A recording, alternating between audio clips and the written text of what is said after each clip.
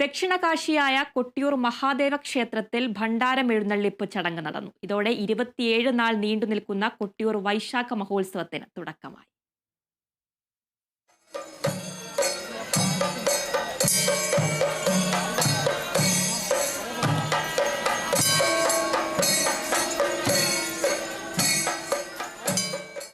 കാനനക്ഷേത്രമായ കൊട്ടിയൂർ മഹാദേവ ക്ഷേത്രത്തിൽ ഇനി വൈശാഖോത്സവ നാളുകൾ.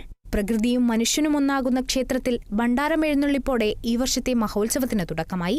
കൊട്ടിയൂർ പെരുമാളിന്റെ തിരുവാഭരണങ്ങളും പൂജാപാത്രങ്ങളും ഉൾപ്പെട്ട ഭണ്ഡാരങ്ങളും മുതിരേരിക്കാവിൽ നിന്നുള്ള ആദിപരാശക്തിയുടെ വാളും ചപ്പാരത്തിലെ വാളും കൊട്ടിയൂർ അക്കരസന്നിധിയിലെത്തിയതോടെ കൊട്ടിയൂരിൽ ഒരു ദർശനകാലത്തിനുകൂടി തുടക്കമായി. ക്ഷേത്രമില്ലാത്ത ക്ഷേത്രമായ കൊട്ടിയൂരിൽ ചടങ്ങുകൾ മുഴുമിപ്പിക്കാറില്ല. പോയ വർഷം ബാക്കി നിർത്തിയ പൂജകളിൽ നിന്നാണ് ഈ വർഷത്തെ ചടങ്ങുകൾ തുടങ്ങുക. അതിന്റെ ഭാഗമായി ആദ്യ ശീവേലി നടന്നു. സഹസ്ര കുംഭാഭിഷേകം, നവകം, തിരുവത്താഴപൂജ, ശ്രീഭൂതബലികളും നടന്നു. തുടർന്ന് 36 വെള്ളിക്കുടങ്ങൾ കൊണ്ട് ജലാഭിഷേകവും നടത്തി. Kerala vision news, Kannur.